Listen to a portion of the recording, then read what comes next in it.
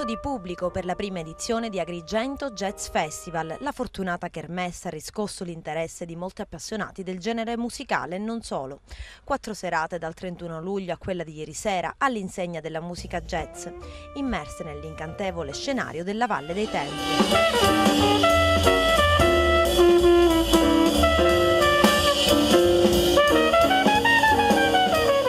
4 appuntamenti che hanno visto sul palco di Agrigento Jazz Festival Francesco Milici e Giuseppe Buzzurro, Dalino Rea Trio con Ares Tavolazzi e David King, Jenson Linder e ieri sera Roberto Gatto Quartet.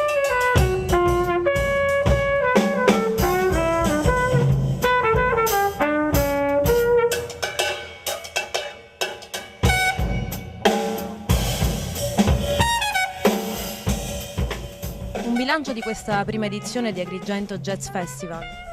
Sì, assolutamente un grandissimo successo, oltre ogni aspettativa onestamente.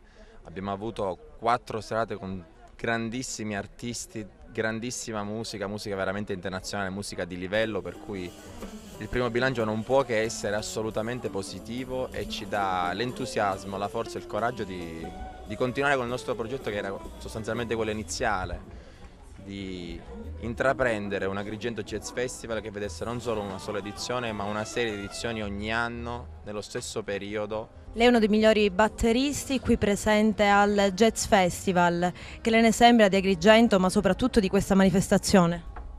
Beh, come si dice, parla da solo il posto parla da solo, quindi bisogna solo suonare bene, perché poi tutto il resto mi sembra ci sia, e quindi sono molto contento. Io sono nato qua molti anni fa, sempre in questo sito, e quindi era un bel po' di anni che non tornavo. Sono molto contento di essere qui stasera. Noi sicuramente avremo l'ispirazione sufficiente per fare, spero, un bel concerto. Quali sono i suoi progetti nell'immediato e nel futuro? Tanti. Io vivo un po' tra New York e qua, quindi lavoro molto in giro.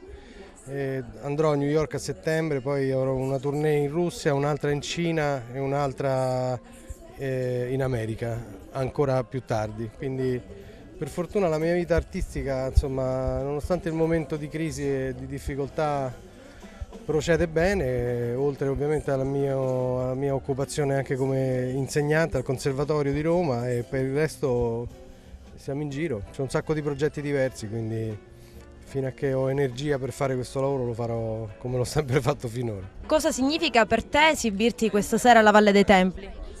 Sicuramente una bellissima occasione ed esperienza, anche perché sono siciliano e questo è uno dei posti più belli, se non il più bello in assoluto, è più emblematico della Sicilia. Insomma, poi con musicisti straordinari come Roberto Gatto, Alessandro Lanzoni e Matteo Bortone, bellissimo, una bellissima esperienza.